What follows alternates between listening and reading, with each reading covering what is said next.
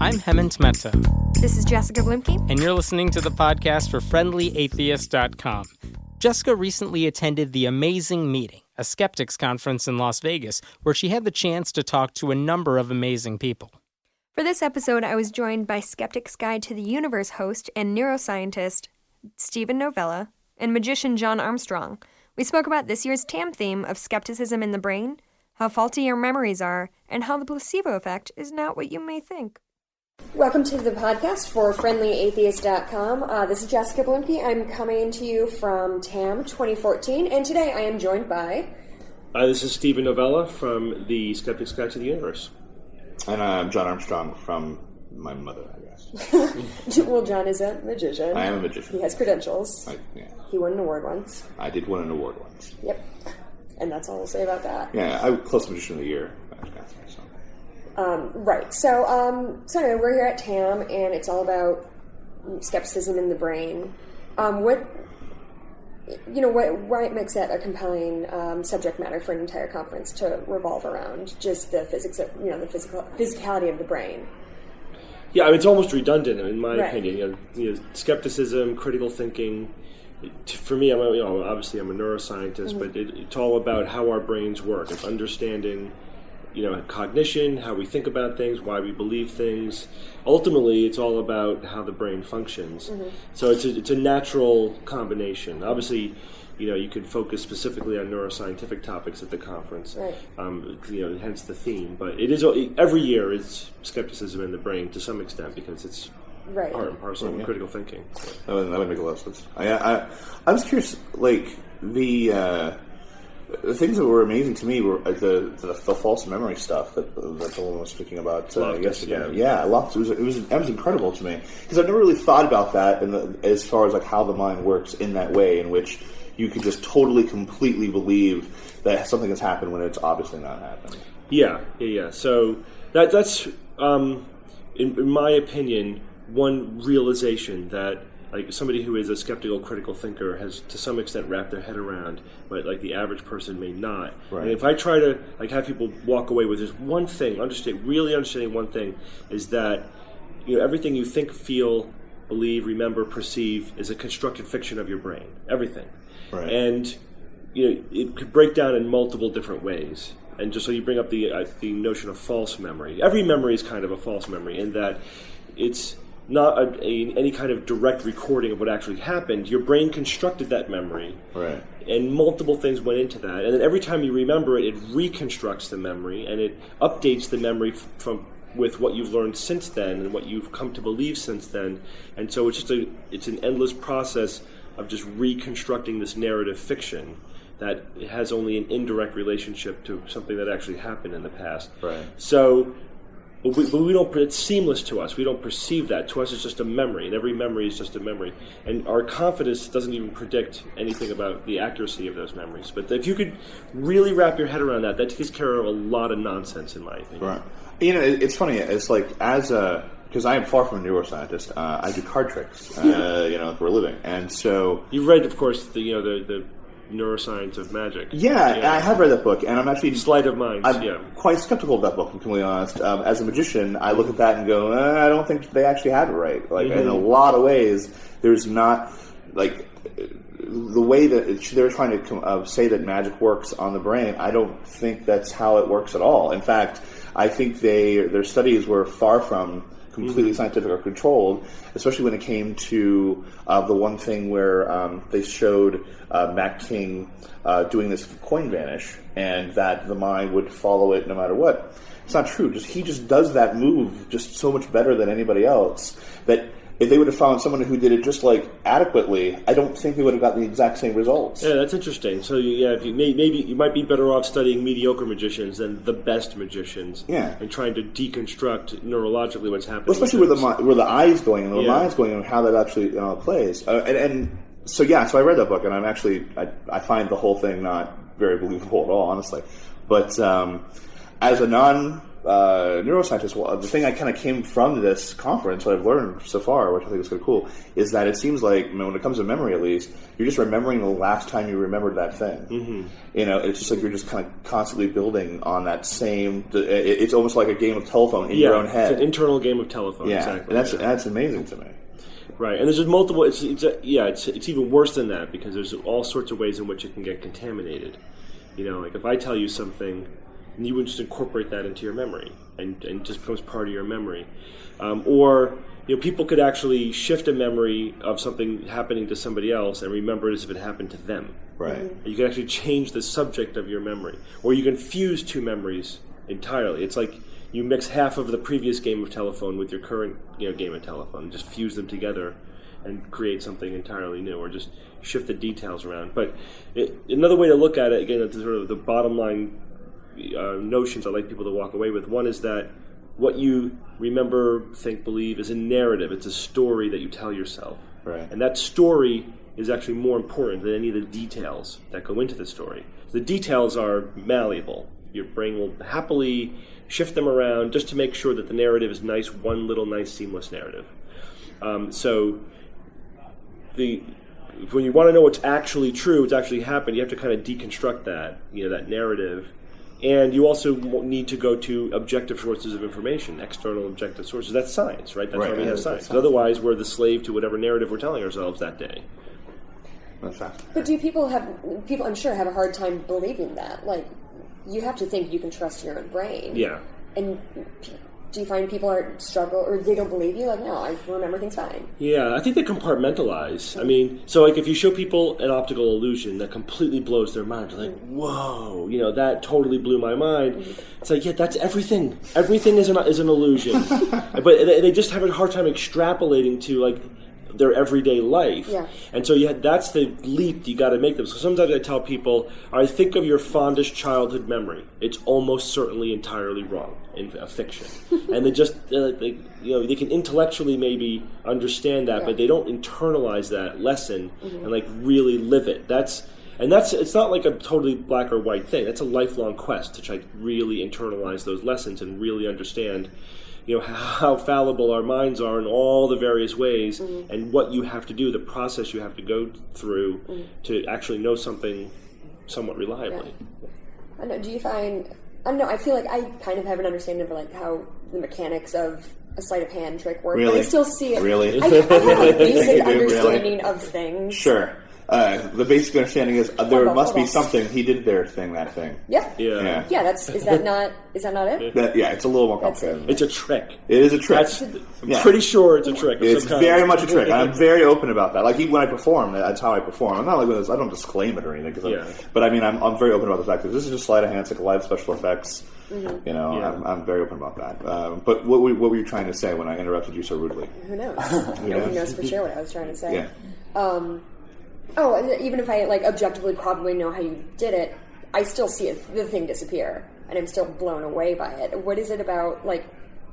I know what I'm supposed to be looking for, but I guess you're just that good, huh? I don't know, and it's kind of funny. It's like I feel like after what you just said that maybe I've lived my entire life and got credit for a bunch of stuff that doesn't really. It's not me. Like you're just saying, like everything is that. Here's a magic trick. Boom! That blew your mind. Now everything is. Maybe I'm a fraud. Like the whole thing. Like that's it's actually just, why I brought you here today. Exactly. This is an intervention. You need to stop. But that's amazing to me. Like I never even thought about the idea that that everything. Yes, you're constantly fooling yourself over and over again all the time. Yeah, and I'm just basically what I do is just one of the catalysts towards that. Right, you're just exploiting some of the foibles of how you're a three-dimensional optical illusion in a way. Exactly. Yeah, exactly. So the other point that I was going to make now that I forgot was so the brain. There's recent neuropsychological tests that demonstrate this. That our brains evolved to prioritize this seamless narrative, and what that means is it takes all this disparate information, multiple sensory streams, and our internal model of reality, and it compares it all, and then it will freely make any adjustments necessary to make it all seamless. The seamlessness is important to our brain. The details are not. So I think a lot of magic may derive from that. Is like you're creating this scenario, and the brain is going to make it sort of all flow together. And if it has to change details to make it seem to flow together, that's fine for your brain's processing. And you're exploiting the changing of those details, right. So that at the end you have this narrative that you sort of forced the construction of this fake narrative that serves your entertainment purposes, and that's our everyday life. That's all of life is a magic trick in a way. Yeah, I've spent like a lot of time learning how to not only fool in the moment, but then to construct things so that when later on, when they're remembering it, they remember it completely differently. Yeah, they remember even though I might have you touched construct something, false memories. Yeah, I tons of false memory stuff that I put into what's going on. I've always enjoyed that in a weird sort of manipulative way. But I guess is that the same when you're saying about our minds constructing to enforce for the narrative. That everything is it almost the same way how our eyes look at things. We're seeing things, but we just kind of blend it together. It's exactly. And is that on the same level as that, or is that happening because of that, or is that? It's all part of the same thing. Parallel? Yeah, so if you look, the visual system, that's actually optical illusions and these effects that I'm talking about as it applies to vision. That's just the easiest thing to conceptualize. So like for optical illusions, your brain constructs an image that's meaningful to you. It emphasizes things that are important to you. It de-emphasizes things that are irrelevant. It's making those choices in real time all the time. Right. And then you can use an optical illusion just exploiting that to create a funny effect. But so that's just an analogy. That's true for vision in an obvious way, but it's true for everything else as well. For everything else that you think, remember, feel, all your other sensory streams, not just vision. It's just easiest to demonstrate with vision. So if, like, for example, with vision, you only really have clear vision for a very small area right in your fovea, right in your focus. Everything else is blurry, but you don't perceive that you're constantly seeing blurry vision because your brain stitches it all together so it seems right. Also, like when you move your eyes, your brain will sort of edit out the jump, and those are just the most obvious things. It also edits out the blind spot, and it also will change what you think you see so that things are smooth and not jumpy, and so it actually like de-emphasizes certain details, or it averages out details over time as well. So that was a recent study that showed that. So that averaging out is probably to keep the world from seeming jumpy and changing and everything. So this seamlessness seems to have the highest priority for our brain's construction of our experience of reality. And that's where all the illusions and all of the things come into play. Yeah, it must. Yeah. Yeah, that's mind-blowing to me. Yeah, it is, yeah. How are memories or forming memories affected by your emotional state? Like if you are in a heightened emotional state, angry or scared or whatever, does that make your memory better or worse? It depends. Okay. So generally speaking, highly emotionally charged situations can put you in a heightened sense of alertness. So then you start paying attention, and they can create more vivid memories. But at the same time, they could distract you from things, right? So. So the short answer is it depends. But it's like hypnosis. No, not like stage hypnosis. I don't know if you do that as part of your act. No. But psychologists actually, there's a sort of a working definition of hypnosis that psychologists are talking about when they're doing certain experiments. But actually, hypnosis is a state of heightened alertness. It's not a trance. It's the exact opposite. You're actually much more alert and attentive in a hypnotic state. The idea is that in that state, it's what the hypnotist is manipulating is what you're attending to. So if you're highly focused, then it's easy to slip things past the goalpost, in other words. So, for example, you could have your attention diffusely focused on a bunch of different things. Like, I'm going to pay attention to anything weird happening in my environment around me. Or you could intensely focus on one thing. But if you do that, you're going to miss everything happening around you. So, and there's everything in between. So in a hypnotic state, you end up focusing, you narrow down your focus so that you could slip things past that you don't notice. But your brain still got that information.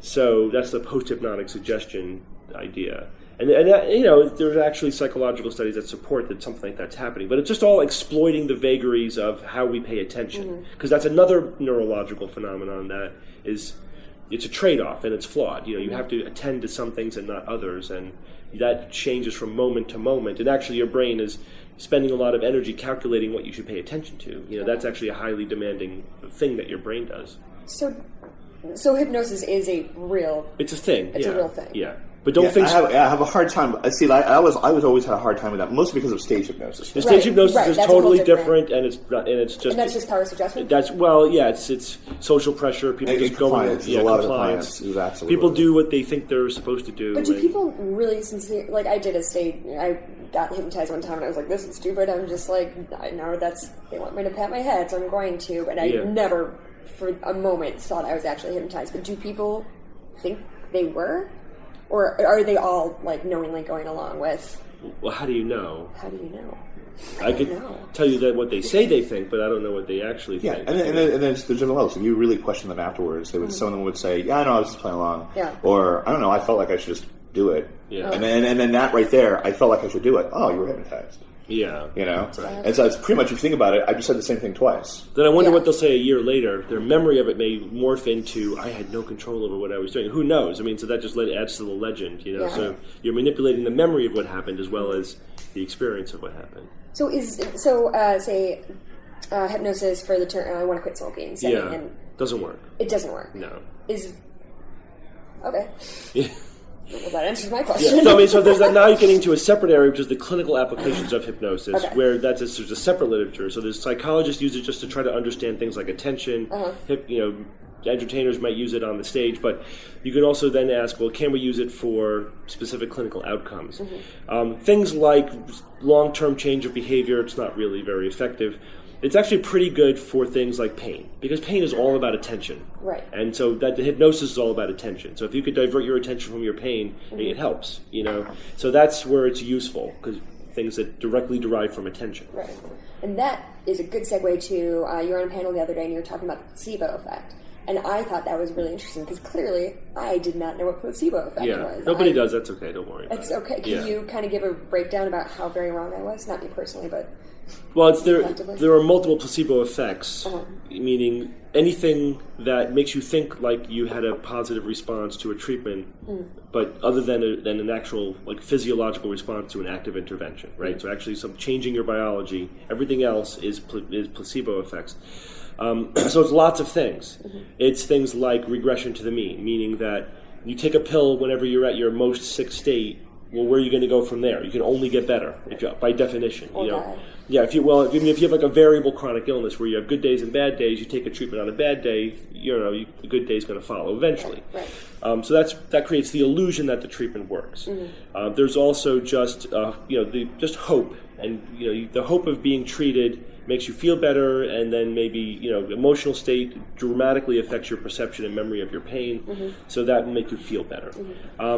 And then there's sort of what we call the non-specific therapeutic effects, meaning just being in a doctor's office and paying attention to your health is going to have some indirect health effects. You're going to maybe take better care of yourself in other ways, maybe be more compliant with your medication, all those kind of things. So just being in a clinical trial makes you better. That in all these non-specific ways. Those get measured as placebo effects. But when you ask people what's a placebo effect, they'll say it's mind over matter. It's your belief in the treatment actually healing you, and that's actually not what it is. Right. If there is any of that effect, no one's been able to really measure it in any significant way. The placebo effects all seem to be subjective and transient, not a real biological effect. Well, and you mentioned that it tends to be more effective for pain, because pain is all mental. Pain's all subjective anyway. It's just what you're experiencing. And what's interesting that people don't realize there's really two components to pain, and this is true not just psychologically but neurologically. There's actually two different pain pathways, different parts of your brain processing the information. There's just where in my body is the pain coming from, and what does the pain feel like? And then there's the emotional component of pain. Because think about this. This is kind of mind-blowing. Why does pain hurt? Why does it hurt? There's nothing inherent about the sensation that is negative. It hurts because your brain tells you that it hurts, because it goes into that part of your brain that assigns a negative emotional response to it. And there are in fact drugs that can cut off that component of pain. That's how narcotics actually primarily work. They work in the brain. So you could actually get to a certain dose with patients of narcotics where they still feel the pain, but it just doesn't bother them. It's not painful. Interesting. They have, my leg hurts just as much, but it just doesn't bother me anymore. There's no emotional connection to the pain. It's all just stuff happening in your brain. And when you also think about it evolutionarily and just adaptationally, what's the purpose of pain? It's to affect your behavior. But there's a lot of context for pain. So what if you're being chased by the tiger? That's like the classic evolutionary example. You're always being chased by a tiger. There's always a tiger in there somewhere, right? So, okay, if you have pain when you're being chased by a tiger, it's more important for you to get away from the tiger than to attend to the pain. So you got to suppress the pain during those kind of situations. So just as one example, the pain, there's a context to pain. And so, sure, there's all kinds of ways to modify at multiple different levels your experience of the pain. It's all built into the system because that's what pain is all about, affecting your behavior for the given context. And so so that's the most amenable thing to placebo effects, because it's really just exploiting all of the inherent systems that are there to manipulate how much the pain's bothering you. So because that's what it's for, to bother you and affect your behavior. That's really, really interesting and mind-blowing. So in my experience, I have a lot of friends who are not religious, who aren't into war, things like that. But for some reason, medicine seems to be the one thing that they will be fooled by. Like my coworker she was getting sick and she got airborne. And I was like, that doesn't do anything, right? She's like, I know, but it makes me feel better. And she was complaining about how expensive it was. And I was like, well, it's really expensive because it's nothing. Yeah, right? It's vitamins. It's vitamins. It's fine. Yeah.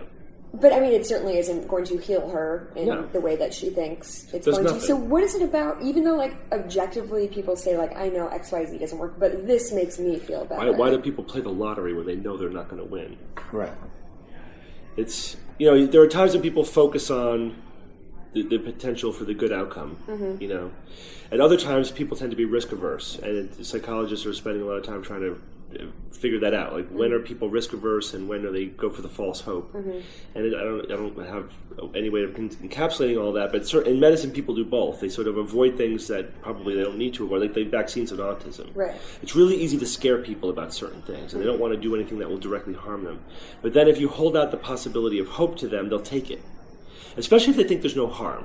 So that's the old, what's the harm? It might help. You can get people to do anything if you convince them of those two things.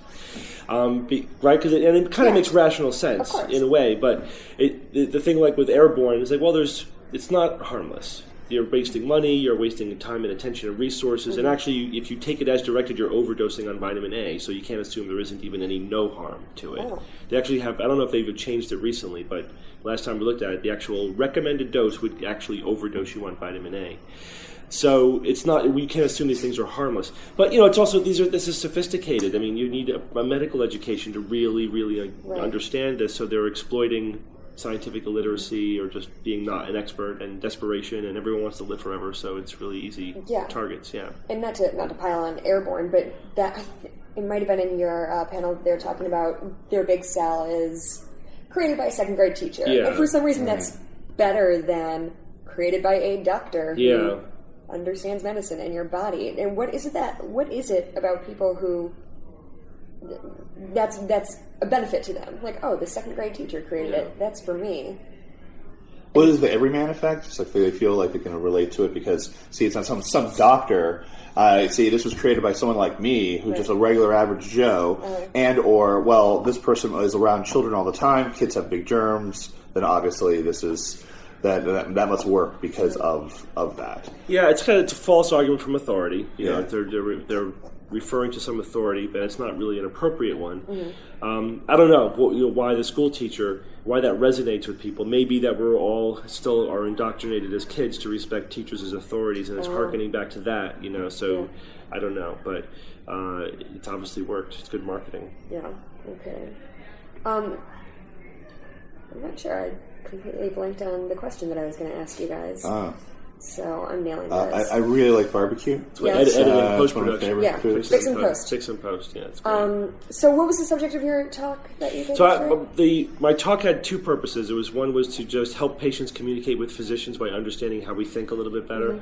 And the other part was to highlight some critical thinking rules and show how it applies to in a medical context, but it also applies in your everyday life as well. So, I talked about the fact that people often assume, it's what I call the Dr. House syndrome, that if you are ill, that there's two things that are going to happen. Either you get a diagnosis and you get better, or you don't get a diagnosis and you don't get better. So people become obsessed with getting the diagnosis. Now, sure, there's lots of times when that does happen.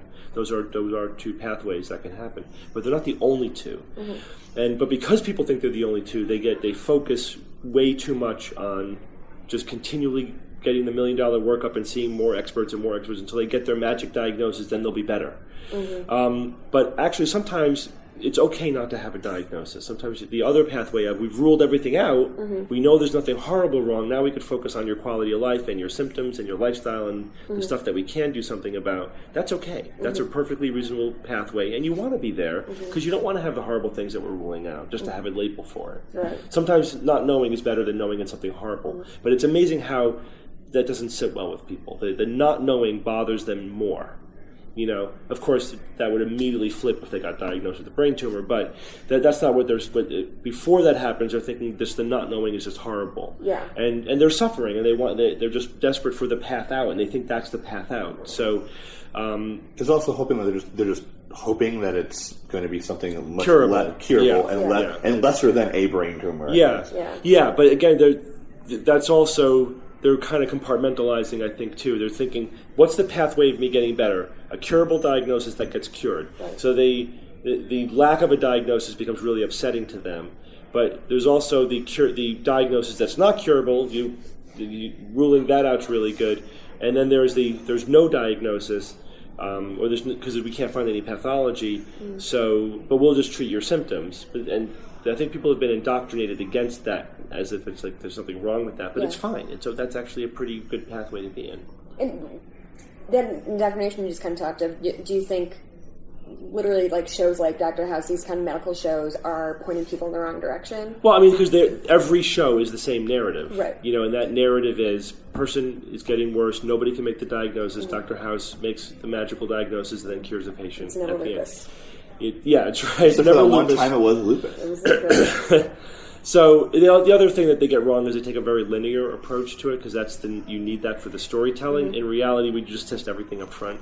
So it doesn't really I mean, I've watched episodes where it's like, like he thinks this is the diagnosis, so let's test just for this hypothesis, which of course is not what you're supposed to do, or let's treat based upon this working diagnosis, rather than a differential diagnosis where, all right, these are the most likely things, but these are the progressively less likely things, and this is all the things we're going to test for. You kind of do that up front. But of course, then it's a one-act, play, not a three-act play. But so they sacrifice any kind of real understanding of how clinical decision-making works for the narrative that works in a drama. But unfortunately, then people walk away thinking this is how medicine works. Right. And part of my talk was to try to show them that that's not the case. Yeah. Well, and it's been a double-edged sword, hasn't it, with the advent of the internet. I'm not sure if you're familiar. No, I've heard of it, Yeah, it's passing fad. So now everybody has all of these, has access to ostensibly all of the answers. Yeah, it's all there. And WebMD and all of that. And so in theory, it's good. Like, people have more information. But how does that, I'm sure that's tricky on you guys when they come in and say, well, I did my research, and I know that XYZ means I have lupus, so let's do that. Yeah, that absolutely. So sometimes it's good. Sometimes patients come in already with a lot of very focused questions, and they've already done a lot of good and helpful background research, if they've gone to good sites, Then sometimes at the other end of the spectrum, they come in with a stack of papers and a diagnosis, and they want me to just enact their diagnosis, or they are significantly kibitzing. And then I have to spend time undoing all the misinformation that they've been crammed with. So then it becomes counterproductive. So, and there's everything in between. So, but, I don't know how you can get the good without the bad. It's just you want to educate the public about how to find reliable sources of information on the internet. Usually, like for shits and giggles, I'll look up medical terms on Google, and usually the first page or two are filled with nonsense. Usually. And maybe in there will be like a science-based medicine article. I'm always happy about that. Although I understand that my own searches get contaminated by my own, it follows my profile, so I'd have to go to a clean computer to really know what other people will find. But anyway, and then sometimes there are like academic sites which are more reliable, and that's been studied. They are more reliable. Like WebMD you mentioned, but there might be like the university of whatever, their department put a page together on this disease that they treat, and usually the information there is good, except when you get to controversial stuff, and then it kind of falls off the rails. So you have to, it's hard, it's hard. We actually give like a whole seminar on Science Based Medicine on just how to find good information on the internet, because it's tricky. And it's a skill set that people really need to develop. It's a life skill now. Getting good information off the internet is a life skill. And isn't there a logical fallacy that I don't know the name of, that is when you find the first information you find, you kind of cling to, even if you find new information? So if I went online on WebMD and I'm like, I'm sure it's this, even though you, my doctor, are saying, no, it's this, I'm clinging to. Yeah, you're biased towards the first thing that you find. Right. Yeah, from the first belief. Once you settle on a belief, you absolutely then nest there and defend it. So... And you become biased towards that, whatever decisions you've already made. Right. Like you're just justifying your beliefs. Yeah. Okay, well, we just hit a half hour. So quickly, how can people follow you or get a hold of both of you, if need be? John? I'm on Twitter at Cardjon, CARDJON, so at Cardjon. You can follow me there. Okay. Just go to theskepticsguide.org. You can get to our social media empire through that portal. Okay, sounds good. Thank you both so much for joining me, and thank you. You can find Friendly Atheist at friendlyatheist.com, and thank you so much for coming by. Thanks for listening to the podcast for friendlyatheist.com. Our theme song was written and performed by Brad Chagdis, and thanks to Michael Greif for helping us with on-site recording. If you like what you're hearing, please consider making a contribution at patreon.com/Hemant. That's He-Man T. We appreciate your support. I'm Hemant Mehta. And I'm Jessica Blimke. We hope you join us next time.